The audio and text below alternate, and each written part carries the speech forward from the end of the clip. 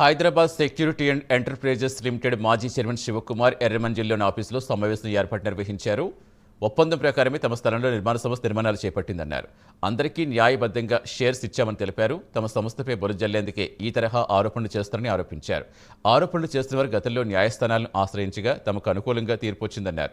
National company of law tribunal పలుమార్లు ఫిర్యాదు చేయడం, ఫిర్యాదుదారులే కేసులు వెనక్కి తీసుకోవడం జరిగిందని తెలిపారు. తామెవరికీ అన్యాయం చేయలేదని, అసత్యపు ఆరోపణలు చేస్తే చట్టపరంగా చర్యలు తీసుకుంటామని స్పష్టం చేశారు. అన్ని కంబైన్ ప్లాన్స్ తయారు చేసుకొని తర్వాత హరిసుందరం వాళ్ళు కాకుండా వీళ్ళు కొనుక్కొని వీళ్ళు వచ్చిండ్రు. ఆ కొనే దాంట్లో డీల్లో ఒక ముసలాయన రామసుబ్బారావు గారు అని ఉన్నారు చూడు, ఆయన ఇక్కడి నుంచి వెళ్ళి దమాకి ఇక్కడికి వెళ్ళిపోయింది గుర్తునేలకు.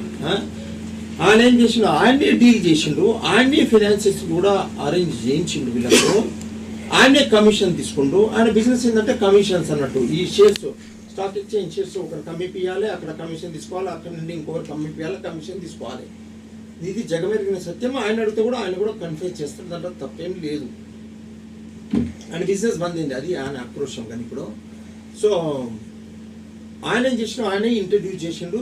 చేసిట్లా మాకు 1435 అనదర్ 4000 ఏమో ఎక్కువ వస్తుంది కదా, ఆల్మోస్ట్ 35-40% ఎక్కువ వస్తుందని వి పాస్డ్ ఈ రిజల్యూషన్. అన్ని కంబైన్ ప్లాన్స్